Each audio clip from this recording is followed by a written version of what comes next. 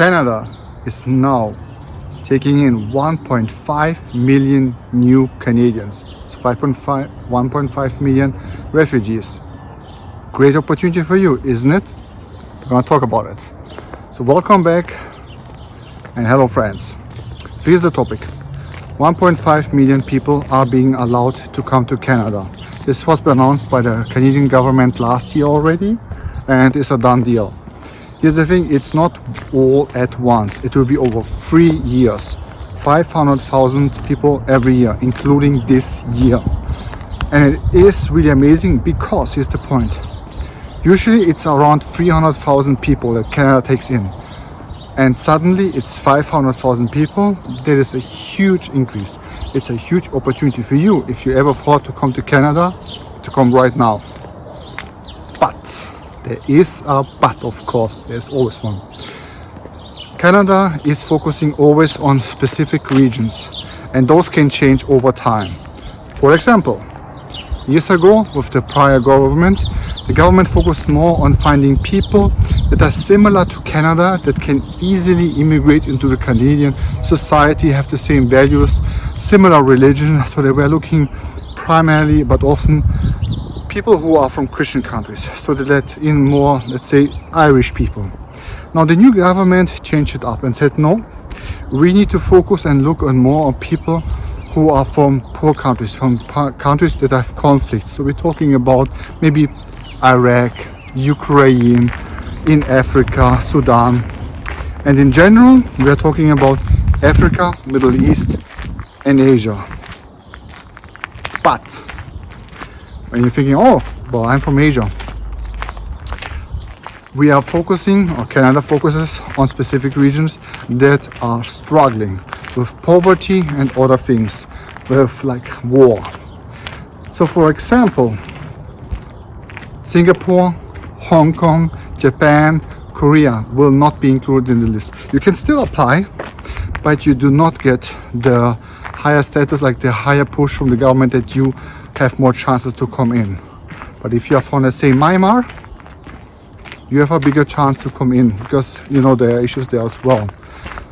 And this is why you need to look at what region you are. However, if you are still from other regions, let's say you're from Central America or South America, you can still apply. Totally, absolutely. It doesn't really mean that you have lower chances of coming in. At the end of the day, it means you still have higher chances to come into Canada than ever before. Also because if you're from Central and South America, even if you're not in the focus group, the area, and you are still from a poor country, you still have higher chances to come into Canada than, let's say, if you're from the US. And there are two more things really important for you to know. One, if you have family or friends abroad somewhere, let's say Ukraine or Africa, Asia somewhere, you want them to come into England, America, Germany, New Zealand, Australia somewhere, not Canada. This is actually an opportunity for you to get them into America and Canada. How? It's like this. When they can get into Canada now and get work visa and then afterwards a permanent resident visa, staying here for a few years, afterwards they can jump and go to America.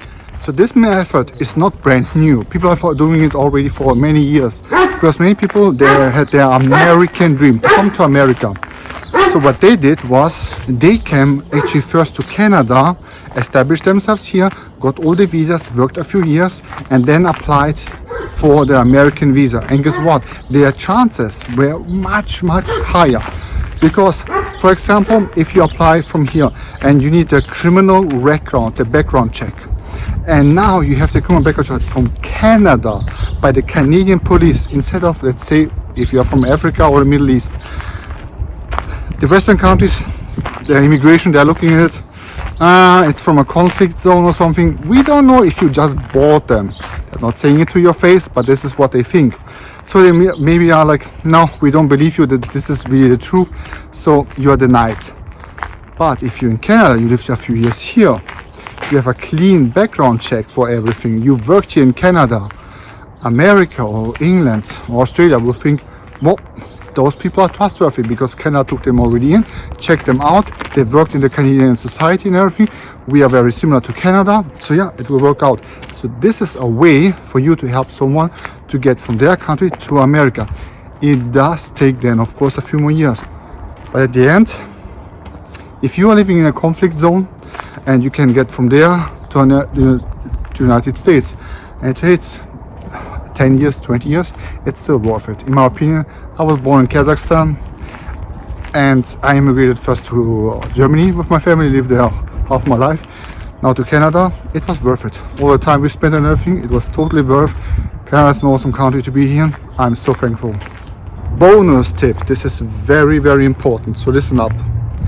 If you are planning to come to Canada or any country, no matter what time, even right now with the 1.5 million coming in or later on, there's one thing that you can do to really, really increase your chances by a huge margin. And this is hire a professional. Hire someone who knows what they're doing. A lawyer, an immigration lawyer, or an agency. But make sure that lawyer, that immigration lawyer, or that agency knows what they are doing. They have a good reputation. Look them up on Google reviews, on Yelp, on Facebook. Read their comments. If you are not from English-speaking country, copy paste the comments and then put them into Google and translate them. It's pretty good. I use it all the time. It's working well. And then read the comments and make sure. And here's bonus point for this one. If they have only 3 reviews or 2 reviews and all 2 of them are 5-star and say, oh, amazing, those guys are just brilliant, use all of them. It's a lie. It's a lie.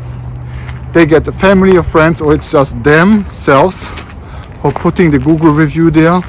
Always when you see 2 reviews and they're both 5 stars or whatever many stars they can get and they're saying how amazing it is, it's a lie. It's just them using it. Never use such people. If they have no references, I'm sorry, but don't use them. Because there will be a waste of money. The immigration service that we use, the agency, they were bad. And we asked other people who use them. They were specialized for German people. And all of them is the same thing. They were very disappointed and said it wasn't worth their money. They were just basically useless. However, if you use an agency or a lawyer, it can save you so much time and money, believe me. For example, my cousin, when he came in here a few years ago, he tried to come in for a visa through his family. His dad is here already. But the government said, no, sorry, you are too old and whatnot and whatnot. So he was like, what to do? So we told him, like, well, just go online, there are all the forms and apply. And he's like, no, I'm not wasting my time. I've got some money, I invested. He got an immigration lawyer. Immigration lawyer told him what to get for. He got him all the different documents, told him kind of like what to write and everything, where to write it and stuff. He got a visa right away. He got a working visa. Afterwards, he got his permanent resident.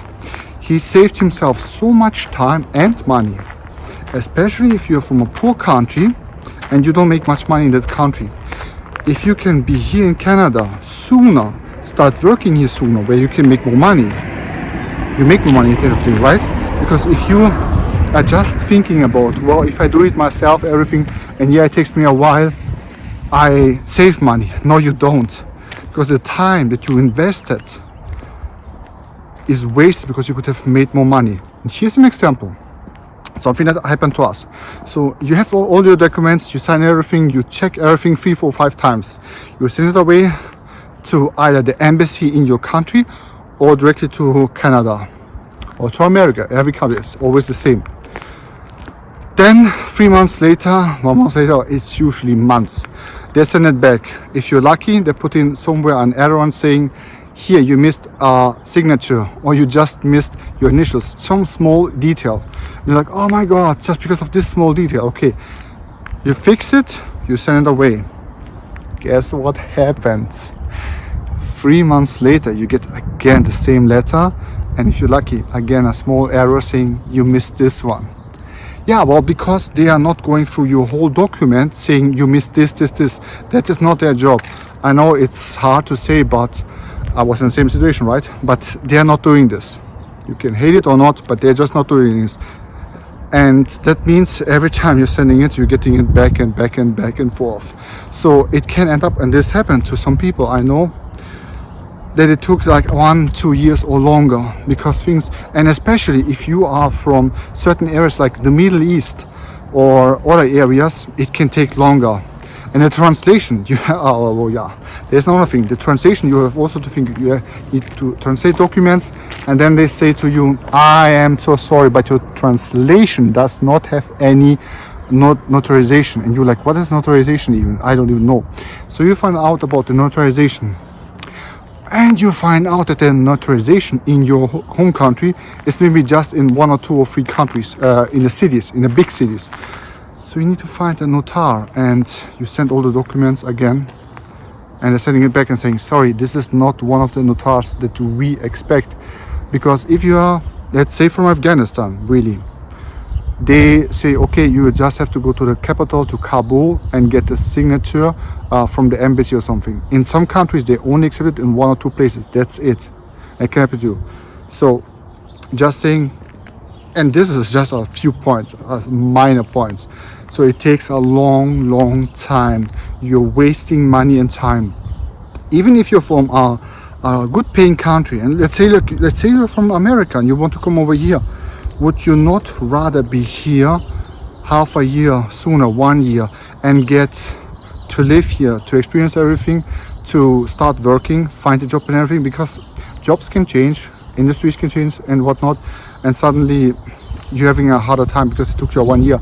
And the thing is, so many people stopped immigrating because they couldn't get through the initial process, because it took way too long, it took money and everything. So find yourself a good professional who knows what they are doing. It will save you so much time, it will be so much easier, and you'll be mostly thankful. Just make sure they know what they are doing. I hope this was really helpful. I hope you are excited as I am, and I see you in the next one. Goodbye.